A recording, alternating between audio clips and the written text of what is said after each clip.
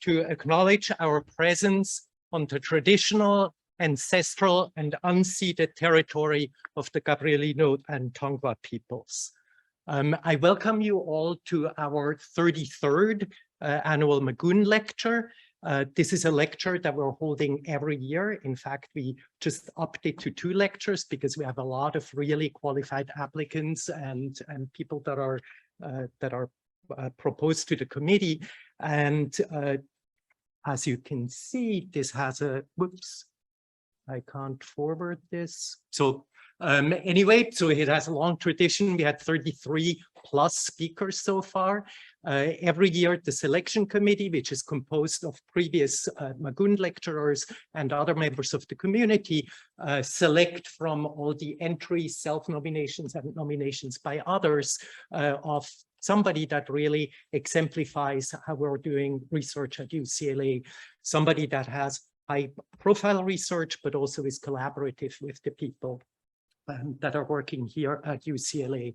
And I would like to show you Horace Magoun, but apparently that's impossible at the moment. I hope that we can advance the slide for Josh Trachtenberg. Today's lecturer is, as I just said, Josh Trachtenberg. He told me to keep it short, so I'm going to try and do that. He got his undergraduate degree from UT Austin in Texas, and then moved up and did 2 postdocs, 2 very short postdocs, one with Michael Stryker and one with Karel Svoboda, before coming here to UCLA in 2003, I think. So I say 2 short postdocs, but they were extraordinarily productive. I still remember in 2002 when his paper from the Stryker lab came out, where he did that absolutely incredibly amazing thing to put a window onto a mouse head and then observe over several days and weeks how individual spines behaved. And then to actually take the brain and fix it and see whether those spines were truly associated with synapses. So he could follow individual spines over time and then recuperate them on the electron microscopy level. Many of you graduate students, postdocs in the lab now think, well, that's not a big deal. We're doing that, maybe not routinely, but we're still doing that. Well, Josh actually really was one of the first to do that. And it was at the time an amazing feat. He kept up that amazing feat since he came to UCLA and is now working on how sensory stimuli shape how the brain starts working and how it then actually works. And without further ado, Josh. First of all, while I'm setting up, I want to thank all of you. It is truly humbling to receive this award, and thank you all so very, very much. It means a great deal to me. And to talk to us today a little bit about the evolution and development of experience-dependent cortical plasticity in early postnatal life. And I'll be focusing on something called critical periods. As the slide says, my name is Josh Trachtenberg, and even though Paul Masevich gets an angry letter from the dean whenever I say this, I am in the Department of Neurobiology. There'll be 4 parts to my talk. One is just a general overview of the arrival of neocortex and evolution and the establishment of critical periods, these periods of intense learning early after birth. Then we're going to address what is actually achieved during critical periods. We'll follow that up with how this is achieved and then where this is achieved. So I have way too many slides, so I'm going to have to move fast. So the neocortex really showed up with mammals about 200 million years ago. You can see this in the pink region here during the Jurassic period. Mammals are very small animals of the day, sort of hiding away from dinosaurs. And that all changed quite a bit after the great KT extinction, which wiped out the dinosaurs and gave mammals this ability to now sort of take over almost every ecological niche that was available, giving rise eventually from monotreme sort of early mammals to marsupials, then true placental mammals that we have here. There's about 8 million species. Let's see, whoops, maybe I get up here. There's about 8 million species of animals on the world, on the earth today, about 20 quintillion in number. Most of them are insects and other arthropods. Only about 5,000 of those species are mammals. There's actually more languages on Earth than there are species of mammals. And of these mammals, about 20% of those are bats. So, which is sort of interesting. But mammals took over almost every ecological niche on this planet and have come to almost dominate almost every ecological niche on this planet.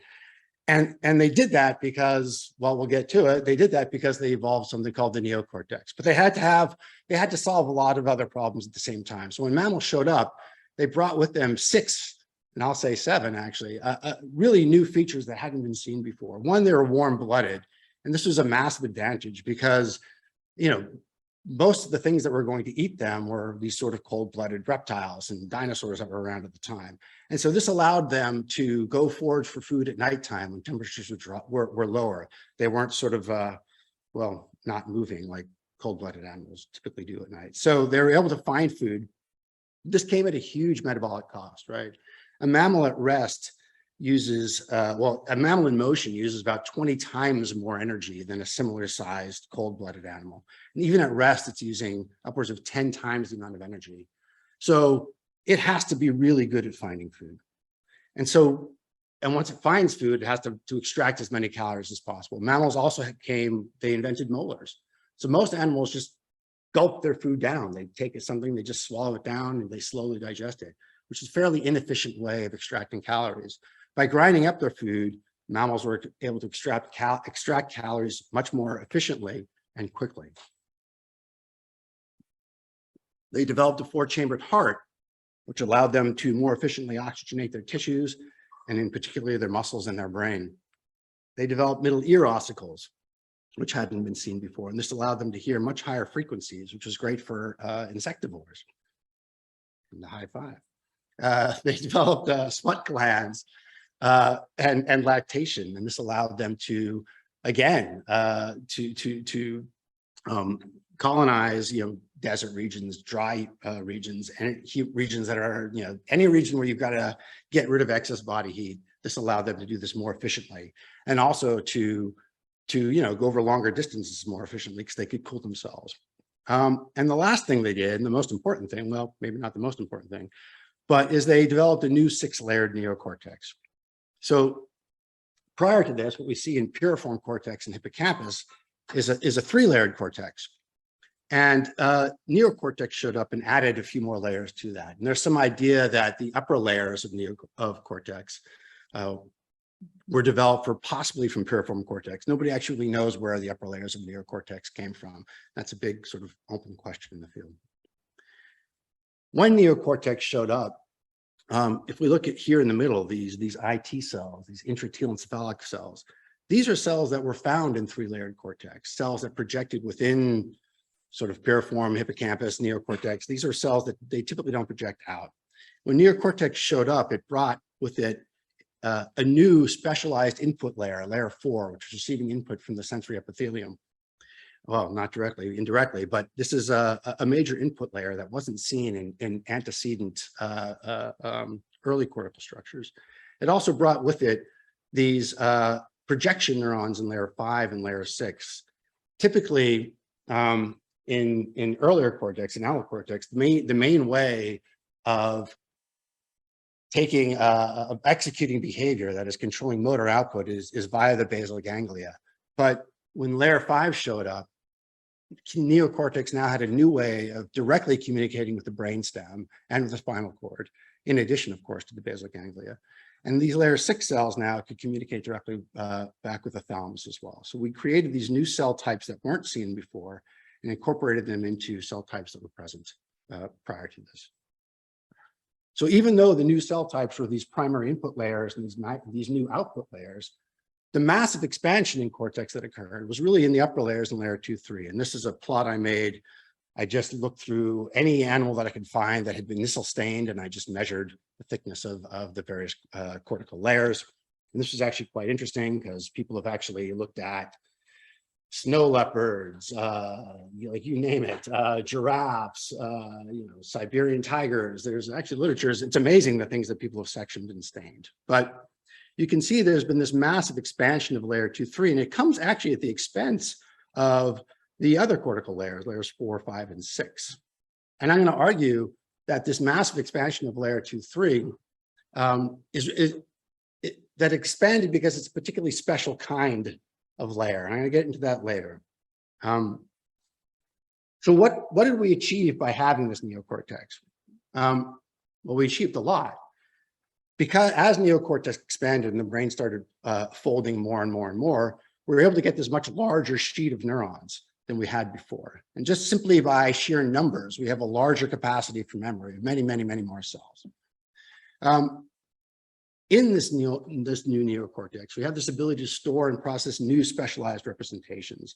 And I think at the end of this talk, I'm going to come back to that particular point, because I think critical periods really fit into this notion of storing new or creating new and new specialized representations. I think a lot of that occurs during early postnatal development. And the third thing they had is they had the ability to learn in a new way, the ability to learn from sporadic events rather than events that are sort of timed close together. So this imbued us with a whole new ability to create memories and to catalog these memories and to retrieve these memories on the fly to modify our behavior in real time. And that was a massive advantage. And that's why, well, we're here behind Apple MacBooks and well, those dinosaurs aren't. So animals without neocortex, well, they make lots of mistakes. So this was for Paul. I don't know if Paul's here. He studies this kind of thing. But yes, there was an article in the Atlantic. There was an article in the Atlantic that I thought was quite funny, but fitting about how frogs keep mating with the wrong things. And I would argue it's because they don't have a neocortex. And of course, this goes back to early developmental studies on looking, what the frog's eye tells the frog's brain, these classic studies about how frogs, they never learn if you rotate the eye in the head. And well, they don't have a cortex. But in addition to those three things I just talked about, I would argue there's a fourth advantage that this cortex brought, and that was critical periods. And that is that the circuitry is initially pretty bad. It doesn't, the cortex isn't good at its job initially. It has a job to do and it kind of okay does it, but not very well. And it takes a lot of time for us. It takes 20 years, 20 some odd years for the cortex to really develop properly and for us to really sort of become quote unquote adults. This occurs, of course, with different timescales across different mammalian species, but across the board, cortex is pretty bad at its job initially, because there's just a lot of information that has to be learned. And it can only be learned the hard way, right? It can't be learned from a book, right? Your DNA is a book. It's encoded all these genes that you've inherited and modified. That is the book of knowledge that you are born with. But this isn't a didactic thing. You have to go out and do it. You got to go get your nose bloodied. You got to learn things. And there's only one way to do it, and that's through experience. And so how does the cortex do this? And this is, since TikTok has taken over the world, and since I used to work on cats, I found this video. Here is a young cat in the critical period learning things, in this case, that photons have no mass. So hard learned less, yet momentum. But so we've covered part one, and I think I'm doing okay with time. All right, so let's see. We're doing great. All right, we're doing great. So what is it that's achieved during these critical periods? I mentioned that the cortex is not good at its job, so it has to learn a great deal, and it has to learn by doing. So this learning by doing has been recognized forever. So Aldous Huxley wrote, "We're all geniuses up to the age of 10, just commenting on the fact that we're just accruing a vast wealth of information over a very short period of time. And we're doing it in sort of an uninstructed manner, just again, by living in the world." And Oppenheimer, before he became the sort of macabre, what he became death and the destroyer of worlds at some point, prior to that stage of his life, he reveled in the majesty of childhood. And he saw that children playing in the streets can solve some of my top problems in physics because they have modes of sensory perception that I lost long ago. So this was before his dark days of being death and destruction. So, and here's a slide I put in for Anne. So when I was at UCSF, I'll forget the backstory, but one way we could accomplish learning is we could have a tabula rasa. We could have a system where everything is wired to everything, and sensory experience just starts pruning away connections that are inappropriate and maintaining those that are appropriate. In fact, we do have that. In the peripheral nervous system, the neuromuscular junction is such a system. In early development, every single muscle fiber is innervated by every single motor neuron. And slowly over time, this is whittled down until each muscle fiber is innervated by a single motor neuron. And this is achieved again by experience. But And this is the standard John Locke tabula rasa, right? We have this thing, you can sculpt, experience can sculpt the circuitry as it sees fit. The cortex is constrained in a way that the neuromuscular junction is not. And so the cortex is constrained by this book of knowledge, the DNA that I brought up earlier. That is, there are all kinds, of course, the neuromuscular junction is as well, but here perhaps more so. We have early in development, we have any large number of genes that are patterning the anterior, posterior, medial lateral axes of the cortex. Here we can see in layers 2, 3, this is the dorsal ventral axis of the cortex that's being patterned. And the result of this is that we have, in a very stereotyped position across cortices and across in all mammalian cortices, we have a frontal, a sensory, an auditory, and a visual. In that order, rostral to caudal, in all mammalian species that we look at. And so this is not a tabula rasa. It's not, it's a highly constrained system. And I'm going to talk a lot about vision today, not because I know a lot about vision, as Dario will attest, but because the visual system is an incredibly plastic system. It's a beautiful model system for studying critical period plasticity. But it too has a great deal of constraints on it. So here's a picture on the left of the eye, and this would be the retinal epithelium back here. And in this, there's a number of retinal ganglion cells, and we know there's on and off retinal ganglion cells, and they create a mosaic. And this mosaic, this information from this mosaic projects to the thalamus, and from there to layer 4 in the cortex. And here's layer 2, 3. This is just a little cube of cortex here. We're not seeing the whole thing. These colors here just denote the columnar organization that's found in carnivores and primates. But nonetheless, this retinal ganglion mosaic conveys information to the cortex that sets up here, you can see here, just the structure of this mosaic sets up things like orientation preference and spatial frequency preferences that emerge in cortex. And so this is there from the get-go. This constraint is present. In addition to these constraints, we have a lot of spontaneous activity even before eye opening. And that spontaneous activity itself drives patterns of activity across the cortex. The spontaneous activity moves from retina to thalamus to cortex.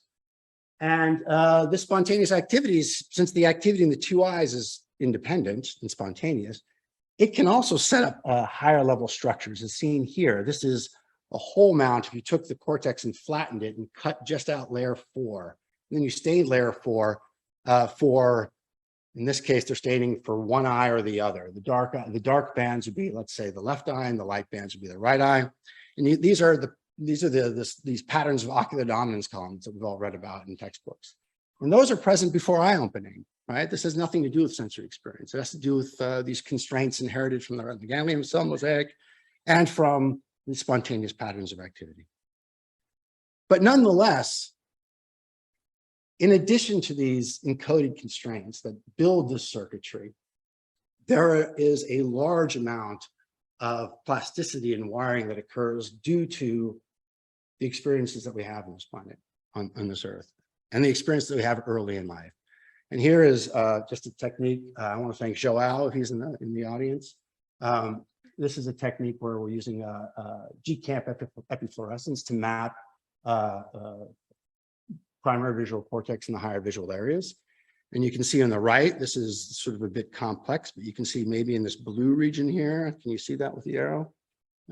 This is primary visual cortex. You can see this little red region here is a secondary visual area. This blue region here is another secondary visual area, and so on with this red region and this red region over here. So these are higher visual areas, and this is primary visual cortex. And these lines are just lines of azimuth and elevation that we use to map these primary and secondary visual areas. We can see that early on, when animals, or in this case mice, are born, primary visual cortex is present. You can see from this mapping technique, V1 is there. In fact, one of the higher visual areas is even there. But you can see this mess here. There's a lot of noise and unstructured stuff out here that's in these regions that will become higher visual areas, but it's not there yet. And if we look at panel B here, this is the adult. You can see that these higher visual areas emerge. We've named them. You don't need to, the names aren't that important, but you can see they all have different names. and here's primary visual cortex. But if you take a mouse that was raised in darkness until adulthood, these higher visual areas don't emerge at all, right? So sensory experience is needed for just this general organization of the brain, which is fairly profound. I mean, these areas project to retrosplenial cortex, they project to entorhinal cortex, they project to motor cortex. It might very well be that early experience is patterning not just local circuitry in V1, but profoundly the entire cortical structure. And that's not known. But even in V1 is where I'm going to focus the rest of my talk on, we have to establish something that can only be established by experience. That is, we need to build cells that are called these binocular neurons. And that's the system that I exploit to understand how sensory experience builds circuitry in cortex. And these binocular neurons have to take information from the two eyes that are looking at a single point in space from two different angles, and therefore getting different information. And they have to sort of, in order to build a binocular cell that can extract depth information, each given neuron that's receiving information from the two eyes has to be processing the same kind of information. So if the two eyes have got different retinal ganglion cell mosaics and they have different spontaneous patterns of activity, there's no real way a priori without experience that we can build a binocular neuron that's looking at the same kinds or extracting the same kinds of information from visual space. This has to be something that we learn, right? We learn to see in 3 dimensions. And this is a beautiful model system for understanding how sensory experience builds circuitry in the cortex and where it builds circuitry in the cortex and what's achieved by the sensory experience. So here, I'm going to look at something called binocular matching. Here's a picture of a mouse looking at a particular space in front of it, and it gets information from both eyes. And in order for depth to be extracted from this, that given neuron, let's say a given neuron is responding to a vertical bar of light from left eye, it has to be responding to a vertical bar of light from the right eye as well. It has to get matching inputs. How is this achieved? And again, this is just sort of a microcosm of what's happening across cortical areas. The same process is driving the development of all these cortical areas that we talked about. So how do we go about using this model system? How do we make cells that have similar receptive field tuning properties? So in the mouse, in the primary visual cortex, you can see in this blue region down here, this region here is receiving information. Well, the red region actually is receiving information from both eyes. It receives information from the right eye, which crosses over here at the optic chiasm and innervates the LGN on the left hemisphere here. And neurons from the LGN project on the same side, innervate the visual cortex here. Here's information from the from the left eye, which would be ipsilateral. Some of its axons stay on the same side. Some of these axons, so they don't cross over the optic chiasm. That's just a portion of them. They also innervate the LGN on the same side.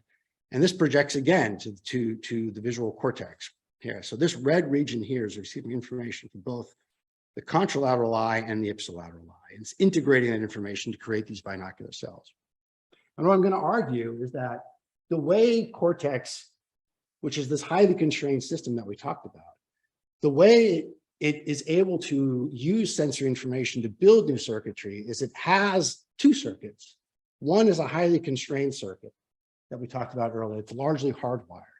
And the second circuit is going to be much akin to this tabula rasa, much like we saw in the neuromuscular junction. I believe it's going to be an all-to-all type system that is then wired by experience to match up, but yet extract new information in this matching process. It's going to match up with that hardwired system. And in doing so, it builds new circuits that weren't seen previously.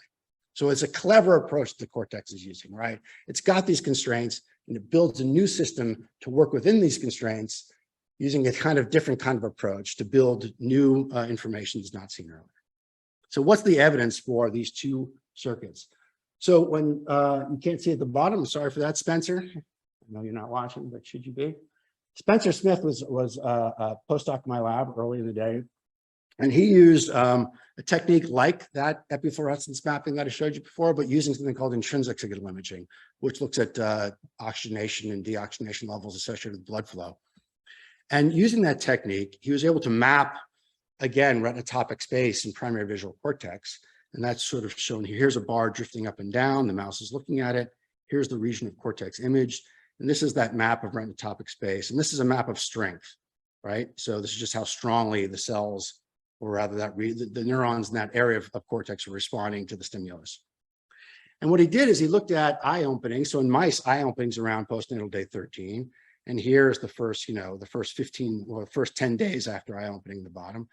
And he looked at the organization of this retinotopic map for the contralateral eye on the top and for the ipsilateral eye on the bottom. And he found the contralateral eye, it matures very rapidly after eye opening. And the ipsilateral eye starts off much worse. It has the scatter, in this plot, scatter, higher values are worse.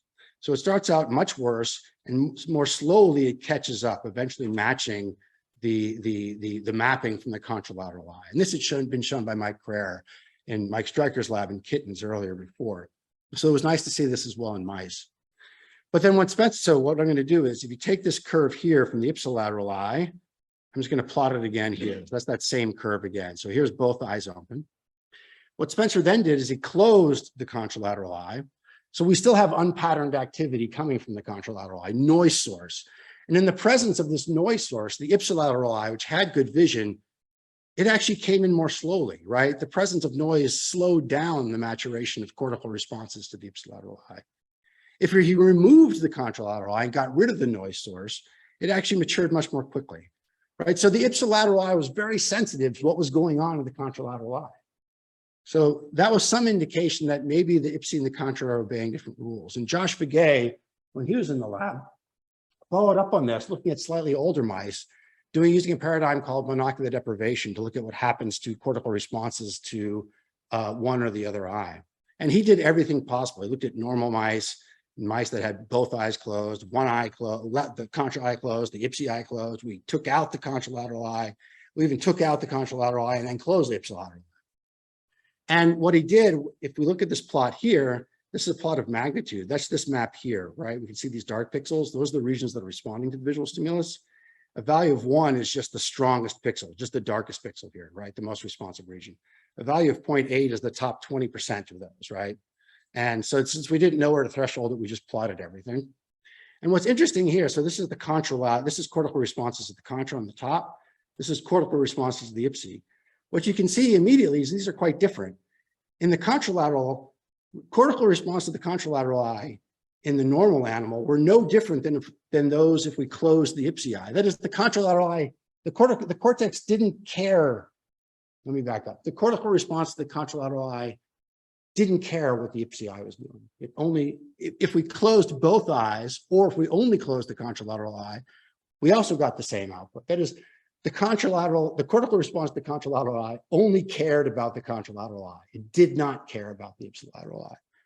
If we look at cortical responses to the ipsilateral eye, it clearly cares about both its own vision and the vision through the contralateral eye. There's a different set of rules here, right? The ipsilateral eye is behaving differently, okay? So there's a different kind of plasticity going on that's pathway specific. And I was really happy when I started collaborating. Well, I've been collaborating with Dario for a long time, but also with Larry Sapersky, who brought Li-Ming Tan into my lab. And Li-Ming was quite interested in this question of binocular matching and these different rules of ipsi and contraplasticity. And he moved on to the cellular. He started looking at this at the cellular level, not just using intrinsic imaging. And what Li-Ming found, using a battery of stimuli that Dario had developed long ago to map comprehensively orientation and spatial frequency, what Li-Ming found was by looking at responses of single neurons here across time. This is the fluorescence trace, and this is a trace of estimated spiking. He was able to, for each neuron, develop a tuning kernel where we could map responses to here 18 orientations and 12 spatial frequencies. And this neuron here responds very nicely to bars of light that are oriented along 90 degrees of orientation at spatial frequencies between 0.04 and 0.08 cycles per degree. And by doing that, he could look at thousands of neurons and plot these tuning kernels, across a whole many thousands of neurons. And here he's plotting something called circular variance. So if we look here, we can see, if we look at the breadth of this tuning, we can see this neuron responds mostly to 90 degrees, but responds a little bit off maybe 80, maybe 80, 90, and 70, right? It's pretty tightly tuned. And that's this measure of circular variance. A smaller measure means things are very well tuned. A larger measure means response to anything. And here's spatial frequency at the bottom. So a cell up here, this green cell would respond to almost anything at low spatial frequencies.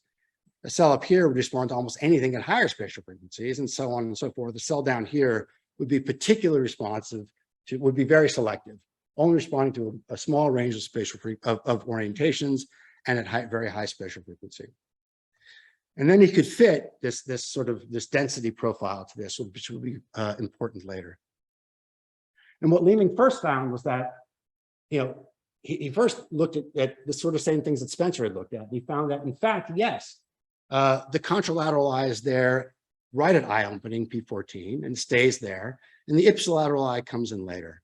But he was also, because he's looking at the cellular resolution, he could find binocular neurons and look at the development of binocular neurons as well.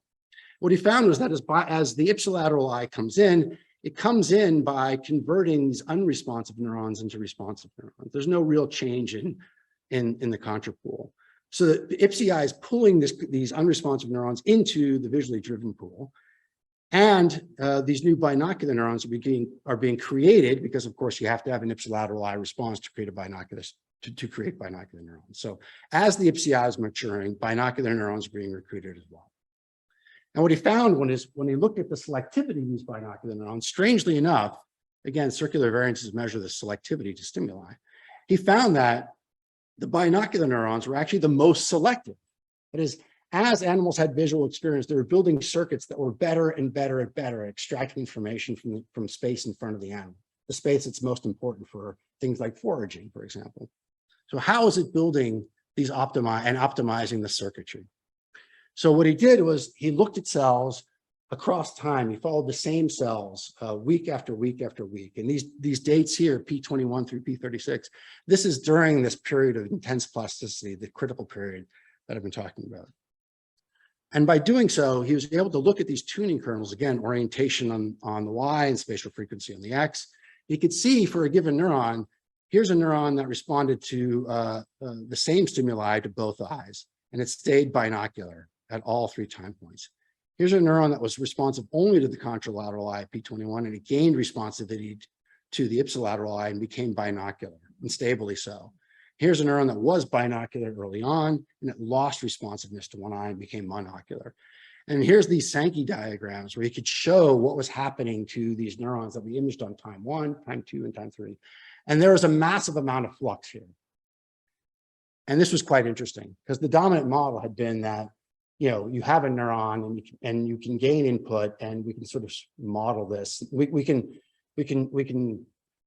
strengthen and weaken inputs, which is clearly happening, but in a way to sort of shape circuits, but not wholesale make and break circuits. This is a new view that binocular circuitry was forged not by a gradual refinement, but by a wholesale dismantling and rebuilding of circuitry. And so then he asked, what are these rules? What are the rules that guide this dismantling and this reconstruction? And he found that the way vision builds better circuitry has 2 simple rules. One is that binocular neurons that are poorly tuned. So if I have a binocular neuron that's not good at its job, I kick it out of the binocular pool, right? It loses input from one eye. So poorly tuned neurons become monocular. If I have neurons that are really good, that is, they really respond selectively to a small range of orientations and to high spatial frequencies, I recruit those into the binocular pool. I want those neurons in my circuit, right? Because those are extracting good information. And so he showed that here. You can see here our B2B is binocular neurons to binocular. These are neurons that stayed binocular. B2M are binocular neurons that became monocular. They lost an input. And if you compare the tuning the properties, again, circular variance on Y and spatial frequency on the X, if we color code the ones that were stably binocular in green over here, and those that became monocular in red, you can see the ones that became monocular were poorly tuned and tuned to lower spatial frequencies. They weren't great. And here's just an example. So in addition to, here's a neuron that was binocular, right? It's got information from the 2 eyes, and it becomes monocular, it loses information. If we look at this tuning kernel here, this is the tuning kernel of the ipsi eye. if I put it in motion, you can see I'll transition to the contra eye tuning kernel. They weren't well matched at all, right? They weren't overlapping in their preferences for orientation and spatial frequency. So one of them had to go. And the one that lost was the weaker one, right? Here's this matching coefficient. The ones that become monocular were poorly matched. And it was always the case, the ones that lost, well, not always the case, but almost always the case, the one that was lost was the weaker eye, okay? Here's neurons that became contra. The IPSI eye was weaker and it lost. Neurons that became IPSI, the contra eye was the weaker one that was lost. So that was one set of rules. The other set of rules we found out was that if we have a monocular cell that's incredibly good at its job, we want that cell to be recruited into the binocular pool. So we need that to encode the space in front of the animal. It's really, again, super important for foraging and for behavior. So what he found was that if you looked at neurons that were monocular and became binocular and compared them to neurons that stayed monocular, again, here's this color-coded overlay of these plots here. Again, red is, you can see the ones that stayed monocular tended to be poorly tuned to lower spatial frequencies. The ones that were recruited into the binocular pool were higher spatial frequencies and more selective for orientation. They're also more complex for the aficionados out there. And so what he came up with was this new view of critical period plasticity, not one of gradual refinement by experience, but one of a fundamental rebuilding of a binocular network by sort of having sort of an open call and saying, you know, people, and what's the term for when actors try out for a job? I've been here for 20 years, I don't know the term. So, but, you know, these neurons could try out for the job, and the ones that were particularly good at it, well, they got the job, and the ones that weren't, well, they didn't. And so this representational drift has sort of been all the rage in the past sort of 5 years. But here's an example of representational drift being implemented to build a new circuitry that's much better than the circuitry the binocular circuitry that was there at eye opening. So, and this then, that is the means by which cortex builds these much more selective circuits. And all this requires visual experience. In the absence of visual experience, Leeming found that this didn't happen. We had this turnover going on. We still had representational drift, but it didn't lead to any improvements at all, right? So representational drift in and of itself, it's useful. It can be exploited for plasticity, but in and of itself, it is not doing anything. I mean, at least not in primary visual cortex during development. And so there were these models, at least when I was a grad student and postdoc, that the way that you would achieve binocular matching would be to have a cell that was particularly responsive, selectively responsive to one eye, and then maybe you could have this poorly responsive set of inputs that would then be sort of shaped, using one eye as the teacher. They would sort of they would match themselves. Another view was that, well, if things are mismatched, we can just I can gradually shift it until they match up as well.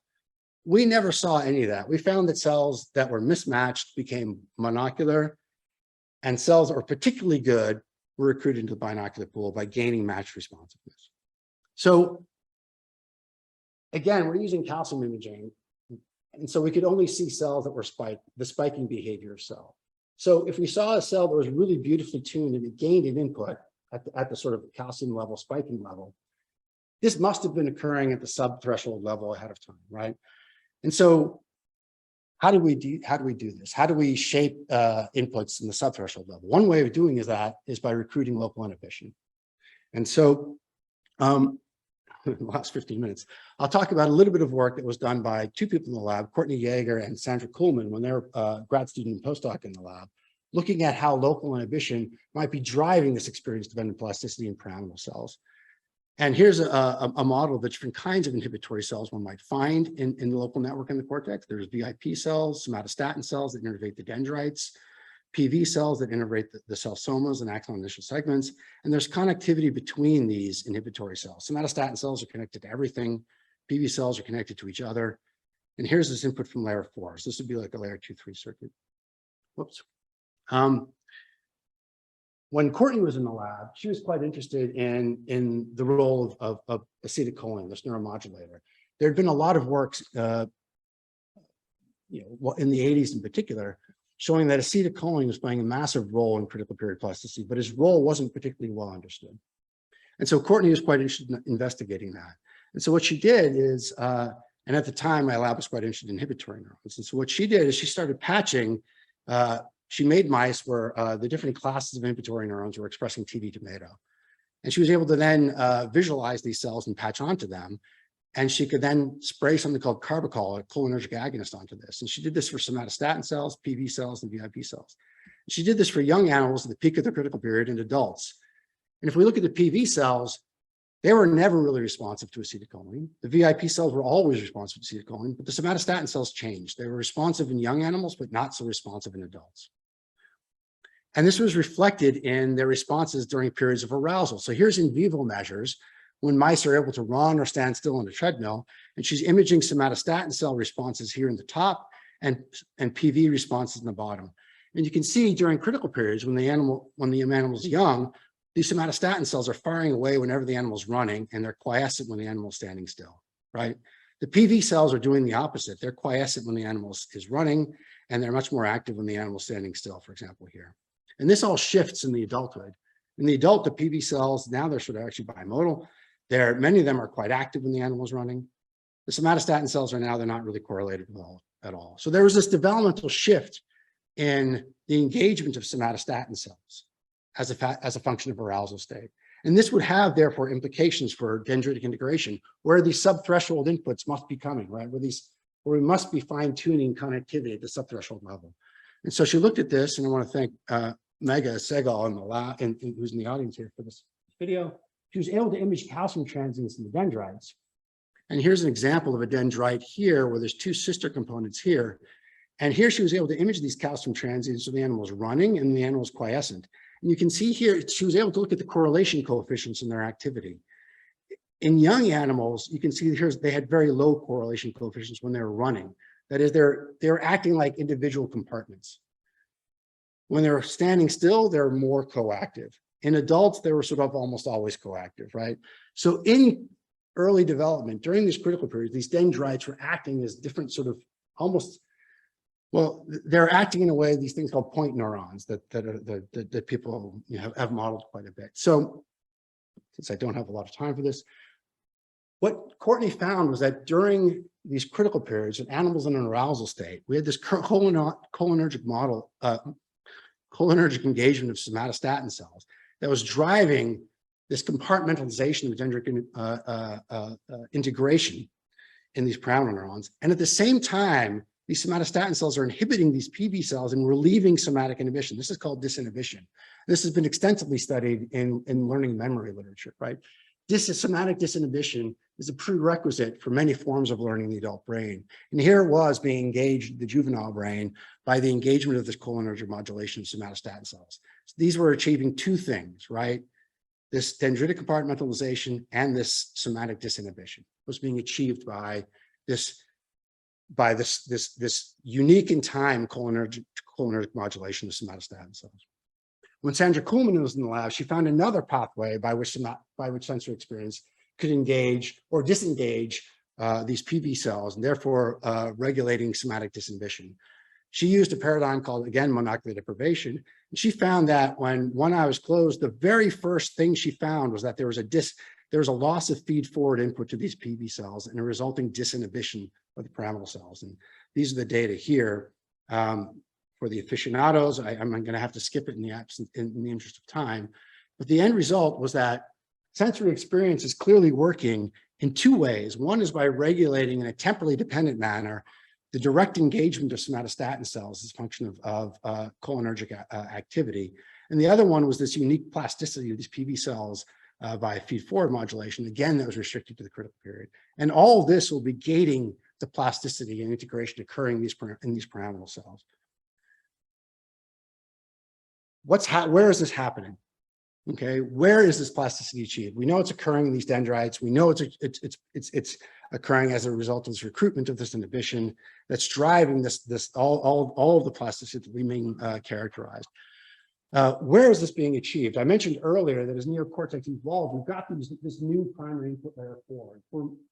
At least when I was growing up in the field of neuroscience, the dominant model had been that layer 4 was the site of plasticity, right? This feed-forward input from thalamus to cortex is driving plasticity in the cortex. I had done some work as a postdoc that sort of challenged that view. And I was very pleased, there's that work as a postdoc that had challenged this view here when I was working with Michael Stryker, looking at connectivity in layer 2-3 and responses to layer 2-3 and 4 as well. And the model there was that layer 2-3 was changing first. And when Li Ming looked at all those changes we saw, right, that remodeling of neural circuitry as a function of visual experience in layer 2-3, he didn't find, and this improvement of neural circuitry in layer 2-3, he did not find that in layer 4. So this is this measure of circular variance again. These are responses to the contralateral eye. You can see they're pretty good, right? Low values are good. Here we have P22, 29, 36. Here's for the ipsilateral eye. In layer 2-3, if you remember those curves, the ipsilateral eye was getting better and better as a function of age and visual experience. Here in layer 4, it's not improving at all. In fact, it stays worse than the contralateral eye at all ages. That improvement is only occurring in layer 2-3. And so in the last few minutes of this talk, I'd like to talk a bit more about layer 2-3. You can see it's expanded a great deal. So maybe this plasticity in layer 2-3 is just an artifact of the fact that layer 2-3 is a rather unconstrained system, right? Layer 2-3 isn't outputting anything from the brain. It's connected within cortex. So if we add more and more neurons, we can have more and more potential connections, and computational horsepower goes way up in layer 2-3. This isn't the case for layer 5. So when the cortex expands, the human cortex is about 1,200 times larger than the cortex of the mouse. But the subcortical areas are only about 60 times larger, right? There's a 20-fold difference in the expansion of cortex. So layer 5 is connecting outside of the cortex to this region that hasn't expanded that much. That's a fundamental limit on the plasticity of layer 5. That's not seen in layer 2-3. Layer 2-3 doesn't have those same constraints, right? In fact, you can see if you count the number of layer 5 neurons in humans, it's only less than 1%. It's 20-fold fewer than we find in the mouse. And that matches up with this expansion of cortex in the subcortical regions. So maybe all this plasticity we see is just because maybe there's no difference between neurons in layer 2, 3, and 5. Maybe it's just because there's more of them. They've got more potential for plasticity, right? And this is shown here. In fact, recent work from the Allen Institute actually counted the number of cells by looking at single nuclear RNA sequencing. They could count exact numbers of layer 2, 3, 4, and 5. And by doing so, they found that, layer 2-3 in the human is about half the excitatory neurons are layer 2-3, whereas in the mouse it's only about a third. That's 66% increase, about 7% increase in layer 2-3 cells. But in the last few seconds, I'm going to talk about work that's not my own work that came from Larry Sapersky's lab, literally from Sarah Chang and Salwan Boutros, who's a grad student up in Berkeley. And this was a profound finding. What they found was that layer 2-3 is special. It's not that there's just more of it, which is of course important, but it's different. They did a full transcriptomic analysis of the developmental profiles of these layer 2-3 cells, as well as layer 4, 5, and 6. And they were able to characterize cells as glutamatergic, GABAergic, and non-neuronal, and then find different subtypes of neurons within each one of these groupings. And this is a UMAP analysis, clustering these cells that they sequenced into different cell types. And they did so at P8, you can see here, this is before eye opening, P14 right at eye opening, 17, 21, 28, and 38.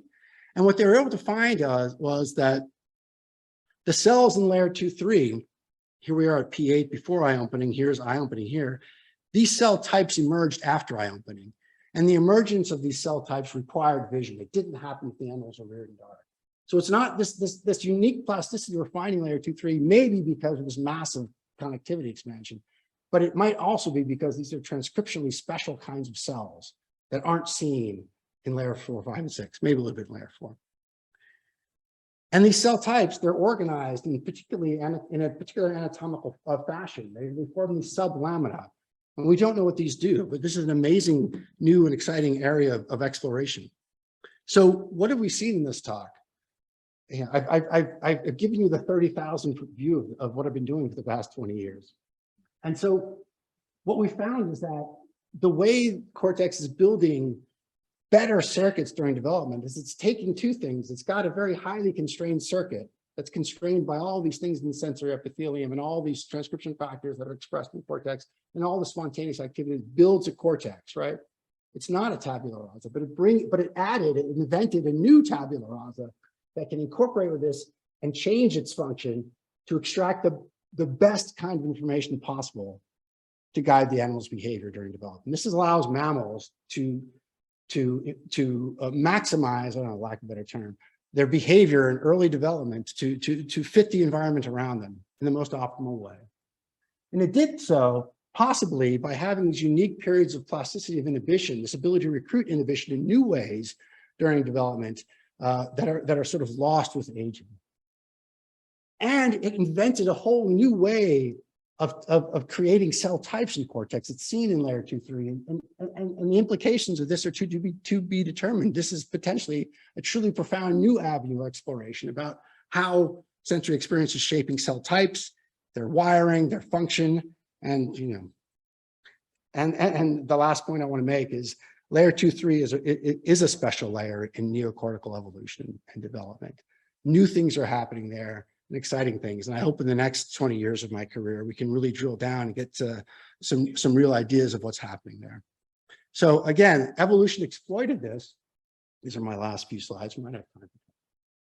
We can see this massive expansion, this preferential expansion of the upper layers. I think for all the reasons we've talked about here, this, imbued cortex with this tremendous plasticity and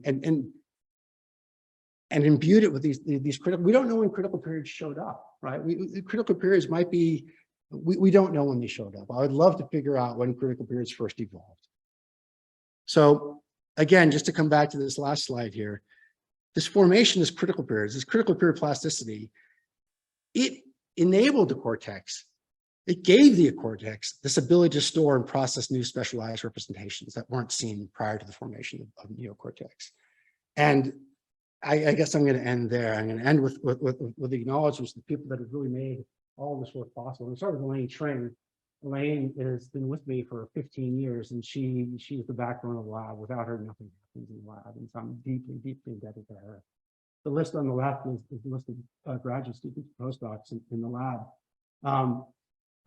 I've mentioned many of them. I really should single out Elaine. He's really done a tremendous amount of work in about 5 years in my lab.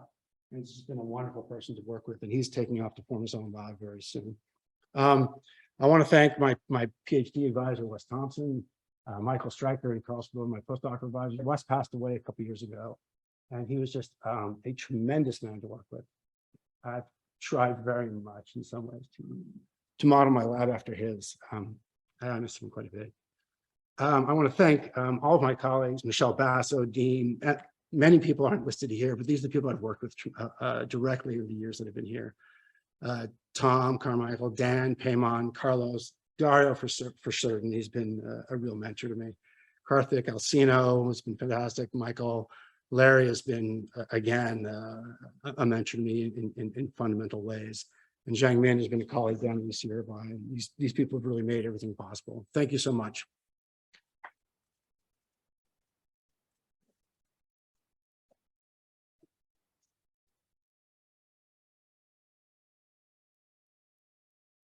Thank you for a really exciting and stimulating talk. I think we have time for a few questions. Afterwards, those of you who got a little way back, there's lunch just going up the stairs. So walk out and then go up the stairs and get where the lunch boxes are. Questions? Yes. Okay. Oh, thanks. If you dark rear a reptile, what happens to their visual areas? So yeah, it's a good question. People have, if I can parry a bit, people have dark reared, of course, mice and looked at the rear colliculus. And it seems by and large to develop pretty well. To be fair, no one's done as thorough an investigation as Li Ming's done of cortex. And that would be a really a nice thing to look at. But the answer is, I don't know. I would imagine something's got to happen, right? It's not it is a hardwired system, but it too is somewhat plastic. I mean, the experiments, where the eye is rotated and look at axon innervations of the, I haven't taught that course in 2 years now, and I've forgotten it's not the colliculus, detect them. Thank you. That stays pretty much wired as it would have been if the eye was in the correct orientation. So there's quite a bit less plasticity going on there, but there must, I would suspect there's something. Holly Klein's done a tremendous amount of work looking at plasticity in the developing tadpole colliculus, and she's found all kinds of things that happen in the dendritic level and the wiring level there. So there's some evidence for plasticity from Holly's group and all of her offspring. So, but it's a great question, and thank you for it. I don't know if I answered it.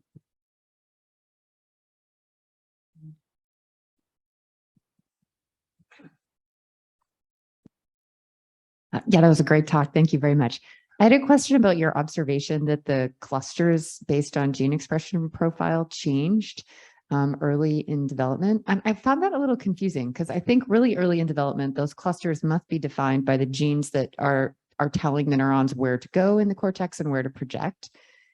And those gene expression patterns presumably persist, but it sounds like there are other new ones that come on board. Like, what are the genes that are changing those clusters, and what might their functional consequences be?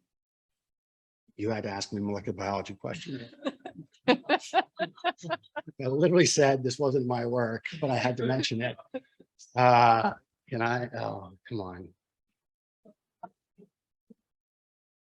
I'm going to pass. I mean, clearly there's before eye opening, there's a great number of genes that are setting up axon pathfinding and target recognition and synaptogenesis. And of course, there's a wave of synaptic loss that occurs after eye opening. That's pretty well documented. But, there is, as we looked at those higher visual areas, those aren't showing up in the absence of vision. So there must be not only local circuitry that's being guided by patterns of gene expression, but there also must be connectivity from V1 to higher visual areas. And then if we saw those higher visual areas, some of them aren't being formed as well, and those are projecting to retrosplenial, entorhinal, perironal cortex.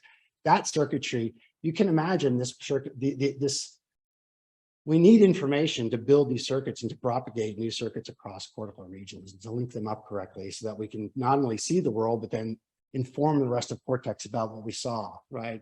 And process that information correctly. That must be encoded in different cell types that are forming unique circuits. Was that pretty accurate? I'm going to go with that. All right. Hey, Josh. Hey. Sorry, I feel like I'm supposed to do karaoke. That was super cool. Sorry to follow up molecular biology with a vision question. Oh, nice. All right. But I'm just open-ended. I'm curious if you see interesting differences in either plasticity or even just the quantitations you do in terms of upper and lower visual field, given that the statistics of disparities are going to be really different for mice. Yeah.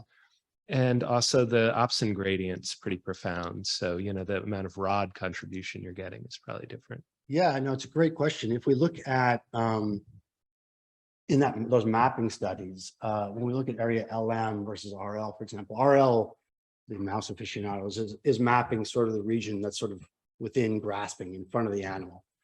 And those have different, different disparity tunings that we see in LM, which is sort of, well, that represents all visual space, but less so the space right in front of the animals. We do see, this is work that's been done by Lachiyama and Mark Hubener's group in Germany.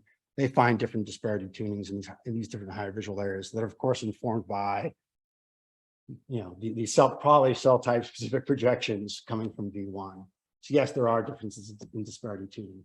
And Li Ming is an incredibly careful guy, and he always imaged exactly the same region so first he mapped it, and then with 2 photon, he mapped exactly the same region of binocular visual space across all animals. So he wasn't sampling across different regions. He was always in exactly the same region, sort of right at, actually sort of right between what RL and LM would be mapping. So it's a good question. We haven't mapped higher in binocular V1 or lower in binocular V1. We're sort of right in the middle. That's a good question. Anybody have a plasticity question? Yeah. Well, if there are more questions, thank you very much. Thank you.